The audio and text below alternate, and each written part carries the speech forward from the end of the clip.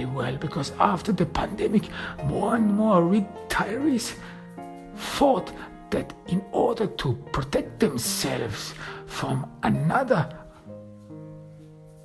pandemic or from another disease outbreak, they have to live in special areas which can be easily locked up and locked away from the public.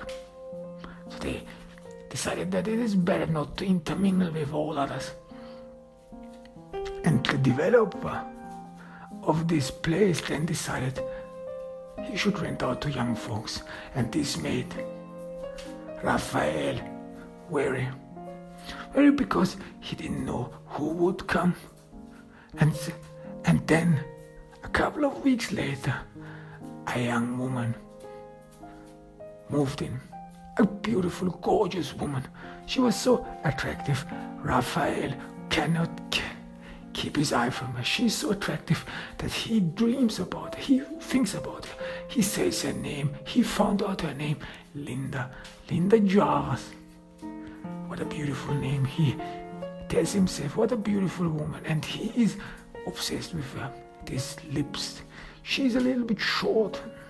Yes, she is. But she's womanly. Amplifications, a big breast, broad hips. She is indeed a very attractive woman. And she moved in close and near to his home. She is a temptation for Rafael. He's fighting with himself. He's in war with himself. He tried to ignore her. He tried to make his peace with him. And he even thought about moving away for good. Maybe he can find another place among retirees, because he thinks to himself, he is a retiree after all. He went through a lot. He went through tragedy. He went through all what people cannot imagine. And he survived it. And doesn't he need rest? Doesn't he need some me time where he can just seclude himself from the world and be with his thoughts? But what are his thoughts exactly? Thinking about his parents' murder over and over again. Thinking about the people whom he trusted. The nanny whom he thought would love him dearly. But at the very next moment she gave him away. And all these hate-distorted faces of these villagers who stormed his home. So what should he be thinking about? And what would it mean when he's alone with his thoughts? These thoughts, these plans, and all these attempts, they were all ridiculous, stupid in the end. But it was Rafael's word, and Linda Jars, she destroyed it. When Rafael the first time met her, she knocked on his door, but he did not open. He could not dare to open. Linda was wearing a great top, a tight top. She was wearing a skirt, and she came in front of his door bare feet. Linda apparently didn't even care. She didn't even care that she walks on this filthy floor. She was undeterred. She knocked on every door, gave out a flyer, and invited the people to come to the party with her. She was giving a housewarming party, the first party she wanted to give in her new home, and she wanted that every neighbor should be part of it. Many took the opportunity, many young folks who were new like Linda, as Linda. But Rafael, he didn't open. He hid from Linda. He hid from the party. He could not go there. He knew that there are too many people. This would be awkward. People who could see, maybe through his mind, people who could maybe detect who he is, discern him, maybe see a similarity between him and Fulgencio Santa Cruz. And what would then happen should he listen to all these stories about his father again and again? Should he listen to all the cruelties he had committed? And what does it matter anyhow? After years, he made his peace with it. No, what Rafael really feared was being close to others, being close to women. What would happen? What would happen when he would stand close to a woman, and when he would crave for a touch? He was never touched by a woman. He was never even looked at as an attractive man, as a possible suitor for a woman. He only knows about this love, about hormones, and about people going nuts because of their girlfriends who do not respond to their love calls and love messages and so on. He only knows about this stuff through the TV. He has never experienced something like that. He is incapable of experiencing something like that. And this makes him sad. And he, for the first time, when he realized that something was wrong with him, that he was actually killed, half of him was killed in this attack, that he lost part of his soul in his parents' home. He was sad. He was wept because he thought that this was the chance to leave the past behind, to start out new with a family, to start out new with a wife, with a girlfriend, with love, with passion, to leave this sadness behind, the sadness of his life, the sadness of his memories he could not make sense of. Was his father a criminal? Was he a murderer? Was his childhood? Was the joy he felt in his early childhood? Was it all fake? Was it all real? All these sorries, all these worries, and all these distortions. He wanted to leave them all behind. And love could have been a chance to leave it all behind. Love could give him maybe a chance to restart his life. But it was not possible. It was not meant for Rafael. No. And even though all these years he was educated by love through the media, even though he tried to avoid it, even though he tried to look the other way, but it was impossible.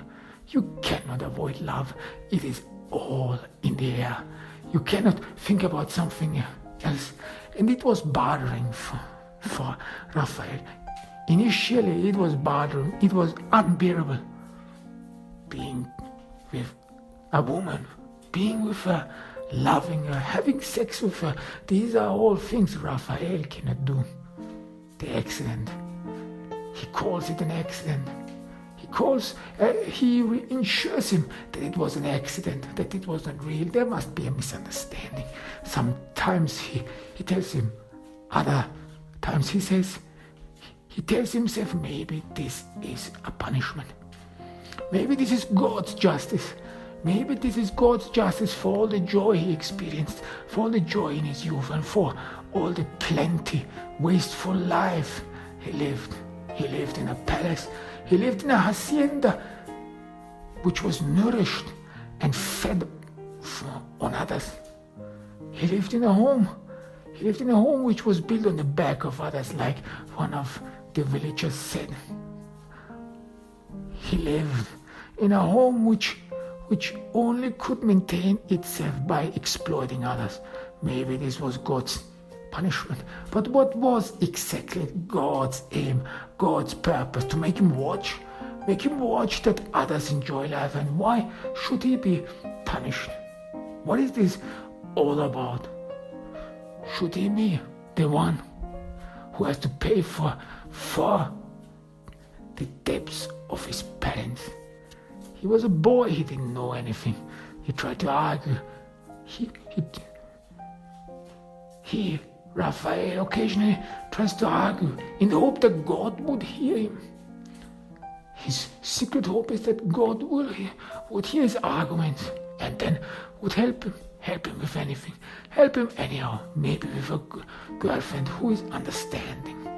A girlfriend whom he can love, because Rafael, he is sure that he can do her without sex. He doesn't need sex, but this human touch, being close to someone.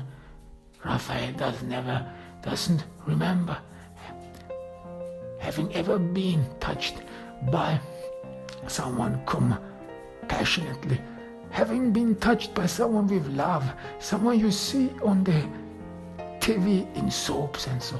How would it feel to be just close to a woman, just thinking about nothing, lying on the beach, sitting somewhere in a restaurant, just to touch someone? Rafael craves close and craves this human touch, craves to be with someone he can just be with, just enjoy the company with. How would it feel when his hands, his palms go over the face of someone else, go over the skin of someone else, touch the hair, touch them, see them, look them deep in the eyes and make it aware that he's there. And what would their response be when they see in Rafael an ordinary man with whom they can be together, with whom they can enjoy life? And what young folks do: experience love, search for meaning which they cannot find in the world, but try to find in someone else, with the life story of someone else. And Rafael, he is convinced that his life would have been completely different. He occasionally even dreams about what would have happened if this accident, or God's punishment, if this wouldn't have happened. What a man would he have been? Would he have been a strong man? Would he have been a very self-confident man? Would he have been the son of his father? Because Rafael thinks about his current condition due to his inability. This is why he's so cautious. This is why he's so silent. This is why he is introverted. This accident made his character. This accident molded his character. He became who he is. He became Rafael Santa Cruz because of this accident. And he's known around here as this Rafael Santa Cruz, this introverted, silent, cautious, and sometimes even taciturn man. How would he have been? And would he have been more outgoing if this wouldn't have happened? Would he have been one of those guys or even playboys who enjoy the company of a lot of women? Where would he have been now when this incident would have never happened? When he would have been still a man? How many girls would he have been with? Would he have even appreciated being with another person, lying with a man? Would he have appreciated how rare, how important this is? Maybe Rafael ensures himself this is God telling him to appreciate human closeness, appreciate that he can be with someone else, appreciate the touch, appreciate the life of someone else. Maybe this is God's punishment for all his father did, for all the cruelties his father committed. But these thoughts, they are a little soothing. And even though it may be for him to be taught a lesson, how can he make others believe? How can he make others think of it? There won't be any woman who would be understanding for it. There wouldn't be any woman, and Rafael is sure about it, who would, in the end, look at him, not in a different way, not someone whom needs to be pitied, but as a real man who has needs, as a real man who craves for contact. And then Linda Jars moved in. Rafael is obsessed with her. He thinks of her because Linda Jars She has a face